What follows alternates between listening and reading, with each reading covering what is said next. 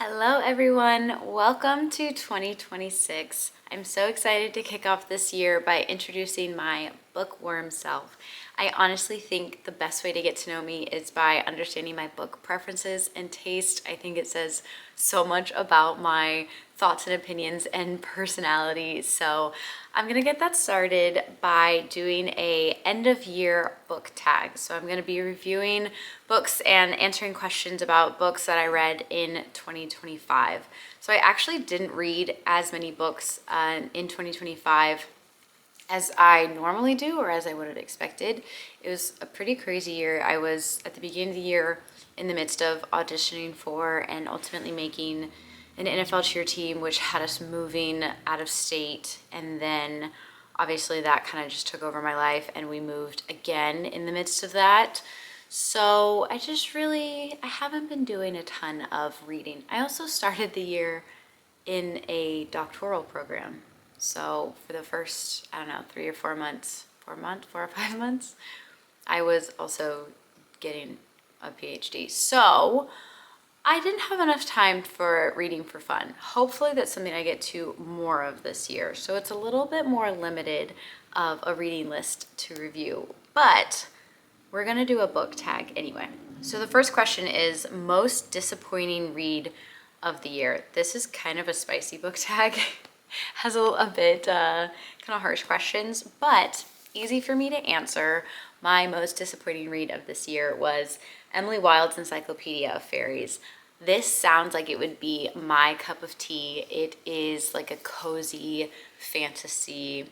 Emily Wilde is in academia, which is also one of my favorite type of genres, is reading about women in academia. And she studies fairies and she's out in this kind of cozy landscape environment studying fae folk and fairies and everything. I thought this was so wildly boring.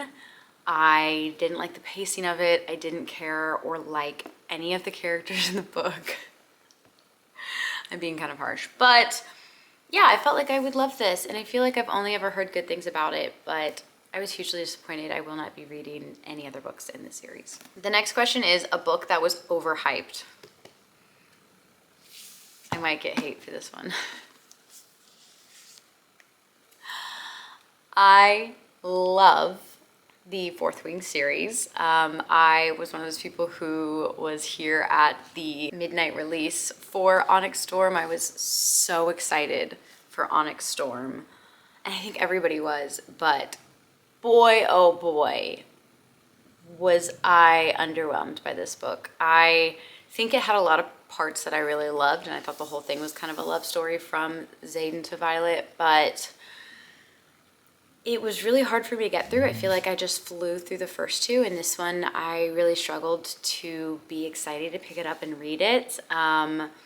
They were kind of just a bunch of random side quests. There were so many new characters and just new introductions, and we're in the third book out of 5. So I feel like the world building should, for the most part, be kind of built. I was just really confused, and I found that to be a common element for a lot of readers, is that they were just confused while reading this book. And again, so far into the series, I don't feel like we should be so confused or introduced to so many new elements. And yeah, it was kind of slow. It left us on the worst cliffhanger. The worst or the best, either way, I'm mad about it. I thought about it for weeks. So I don't know, I'm a little conflicted, but I do think the hype was more than what it ended up being worth. Sorry. Next is your favorite book couple of the year. So after all that, I still love Violet and Xaden. And by that, I really mean I love Xaden. Let's be honest. Violet is a pretty irrelevant half in this love story. I loved in this book, like I said, it's pretty much a love story or a love letter written from Xaden to Violet. So I think that was just so precious. There were so many lines in here. We love seeing a jealous Xaden. So many things in this book, so many details that were just so sweet between the two of them, or rather from Xaden to Violet. So that's one of them, but my other one is Practice Makes Perfect. So this is part of Sarah Adams' When in Rome series. This is my favorite book in the When in Rome series. I think Annie is a lot like me. I see a lot of similarities, so maybe that's why, but she is falling in love with Will Griffin in this book, who is this kind of bad boy, tough bodyguard, and I love, she's like the sunshine. It's this kind of sunshine grumpy theme here, and I think they are just so precious. I don't know, I was obsessed with this book. I think every book in the When in Rome series is really cute, really precious. Love them all, but this is my favorite. Next is the favorite main character of the year. My favorite main character is the female main character in Queen of Shadows. This is what, maybe the 5th book in the Throne of Glass series. I'm not going to say her name because if you haven't read it, I think it would give spoilers, but hot take, I actually have not loved the Throne of Glass series. This is the first book that I actually enjoyed reading, and this is where I fell in love with the main female character. So she was my favorite of this year. I'm really hoping that the series gets better. I feel like people either love it or they're kind of meh about it, and I'm the meh about it side. People say that this is just the greatest series ever, so I'm trying to push through. I'm scared to keep going because the next two are, I'm doing a tandem read, which I've never done. They're also so thick. The next ones are much larger than this one, so I'm a little nervous. I'm afraid I'm gonna get bored. I'm afraid I'm never gonna get through it, but apparently I just really gotta get to that last book and it'll make it all worth it. So we'll see, but we really started liking the main female character in this book. So we're getting better, it's going up. Next is a book that surprised you. So I read this for a book club at work. It's called None of This Is True, and this is kind of a mystery, kind of a psychological thriller, I guess. It's about two women and we get both of their perspectives throughout the book. And it's really interesting because one of them is pretty much a psychopath. And I loved being able to get her perspective and then also get a different perspective of seeing what she's doing. So we kind of see the point of view or the justification of the things, the crazy things that she's doing, and it makes it seem a little bit less crazy. But based on the name, obviously none of this is true.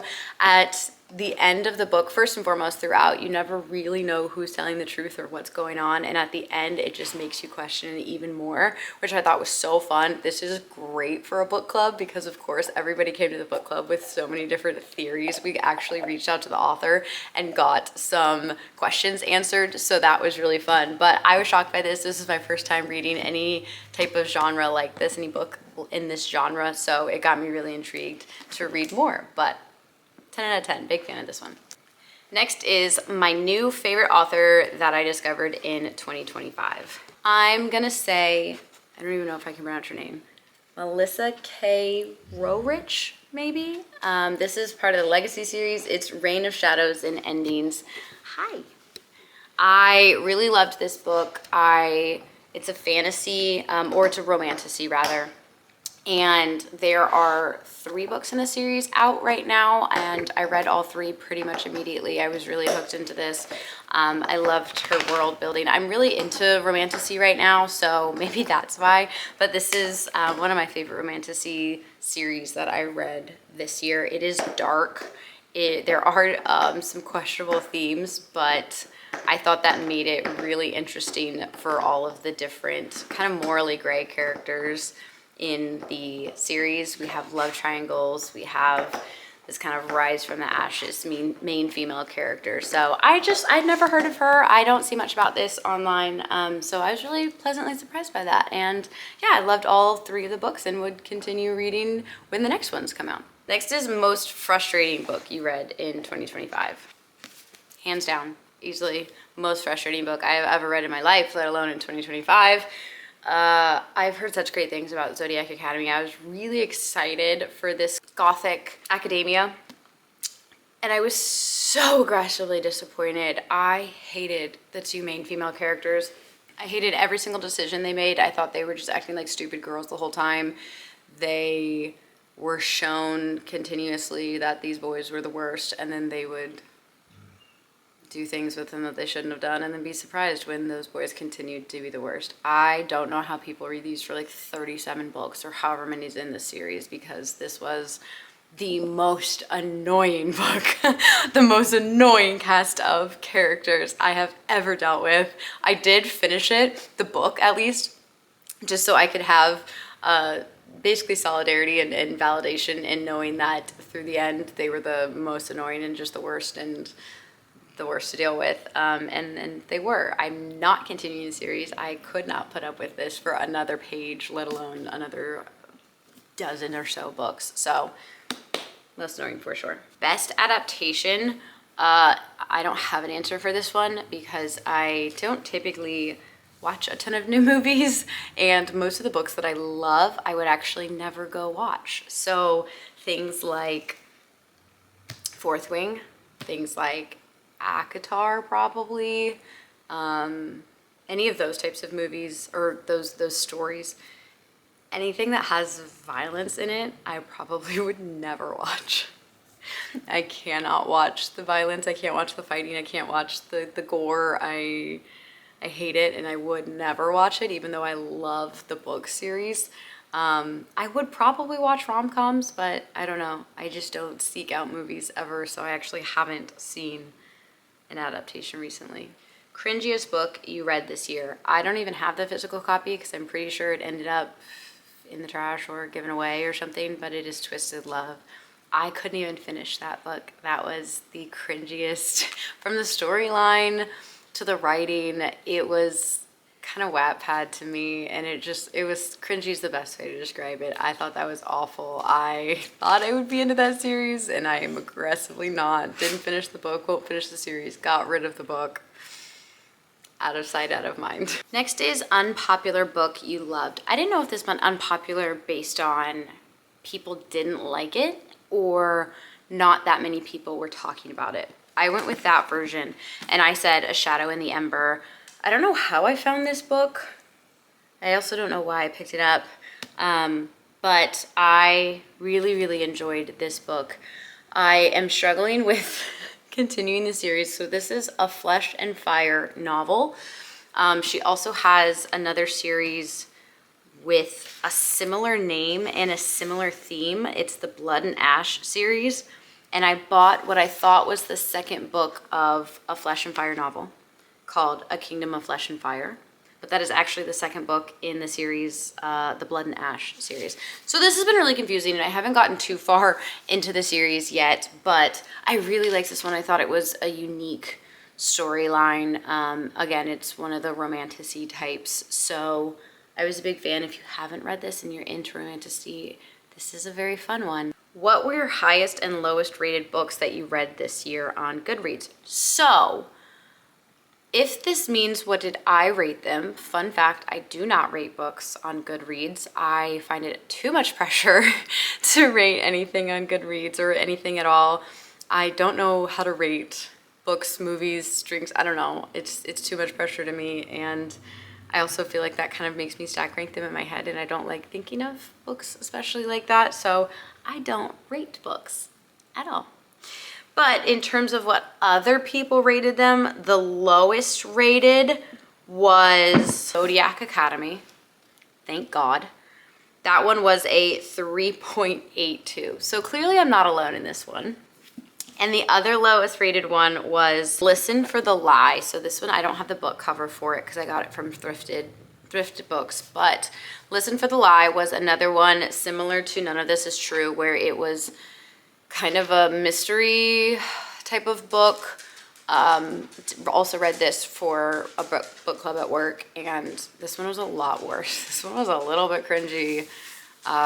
Interesting storyline where there was a murder in a town, and the girl who everybody thinks did it has no memory of the night, so she doesn't know if she did it. They didn't have enough evidence to actually convict her for it, so she just has this kind of terrible reputation in her hometown, and it's them more or less figuring out what the outcome was, but through a podcaster. None of This Is True is also through a podcast. I don't know. None of This Is True has done a lot better. I really was not a fan of Listen to the Lie. I thought it was a bit cringy and not as well fleshed out. So this one had a 4.07 rating on Goodreads by the general public. The highest rated that I read this year on Goodreads is A Shadow in the Embers. So clearly those who did read it liked it. It was exciting. It had a 4.45. And then Queen of Shadows also has a 4.45 on Goodreads from the general public. So I was a fan of both of these, and they were the most highly rated of the books that I read this year. Book with the most unique concept. I'm choosing Once Upon a Broken Heart. I feel like I could have chosen a lot of different books for this question, but I haven't talked about this one yet, and it's about these kind of immortal sort of gods, but they're very mortal in their character and how they act and are described in the book, which I think is really interesting. And everyone has this really cruelly ironic kind of Achilles heel, this one tragic thing about them. And the main male character, one of them, is the Prince of Hearts, and his kind of tragic quality is that anybody he kisses dies. So anyone he would theoretically fall in love with and want to kiss would have a very tragic ending, and then he continues to live and would just have to live with having killed his love. So I thought that was really neat. I'd never heard of something like that. I also really loved this story and this series and this writer. So Stephanie Garber, I loved the Once Upon a Broken Heart series, and I thought this was a pretty unique concept. Book that you would reread. This is another fun fact about me. I don't believe in doing rereads. Not that I don't believe in them. If other people do them, that's great. But I already don't read a ton. I don't read super fast. So I feel like there's so many books out there that I want to read. I have a TBR list a mile long, don't we all? And I don't ever want to kind of waste my time, per se, going back and rereading. But I also don't have the interest in rereading a book. And this is really ironic because the weird thing about me is that I pretty much only ever rewatch movies. I hate watching new movies, a movie that I've never seen, and everybody says, how does that work? How do you ever see a new movie then? And the answer is I don't. Most of the time, I love rewatching comfort shows, rewatching comfort movies. I love knowing what's gonna happen and just it being a cozy experience, like watching Hallmark or watching Disney. You kind of know what's gonna happen, you know what's gonna expect. So I love rewatching things, but I hate and I never reread things. I'm always on to the next book. I always want to read something new. I have never successfully reread anything, nor do I want to. Last one, reading goal and reading reflection for 2026. Another weird thing about me is I don't really like setting reading goals. I don't like reading being a pressure activity. I like it to be a very fun and stress-free or expectation-free experience. I really had to let go of a lot of expectations of reading when I first got back into it as an adult. For example, I felt like I really needed to read the classics, and I don't love the classics. It was really hard for me to get through, and that meant I just wasn't reading very much at all, and so that wasn't worth it at all. When I realized I could read anything I wanted, whether it was light and fluffy and romance, or if it was dark and deep and kind of freaky in dark romance or dark fantasy or dark academia or anything like that, I can kind of do whatever I want. If I don't like a book, I can put it down. If I love a book, I can read it all in one sitting. I can be a mood reader and pick up 2 books at once or bounce back and forth between genres or series. And once I took all the expectations off of it, it became a lot more fun. I do it for fun now instead of to meet certain goals or societal expectations or internal expectations, or especially on BookTok or Bookstagram or Goodreads or anything. I don't like to make it a race. I don't want it to be disappointing in any way. So I don't set goals, and I don't think I want to, at least not now.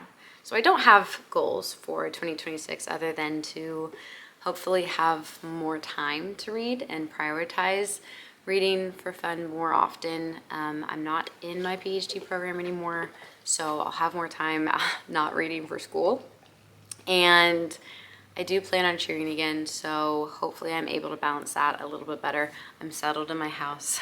hopefully I can balance that better as well. But taking more time to slow down this year and enjoy my TBR and let it continue growing. So that ends the end of year book tag. That was my review of some of the books I read in 2025. I can't wait to go through all the books that I plan on reading in 2026 and hopefully talk about them more on here. Like I said, the best way to get to know me is to know my book preferences and my taste in literature. So I hope you enjoyed this, and I'll see you for the next one.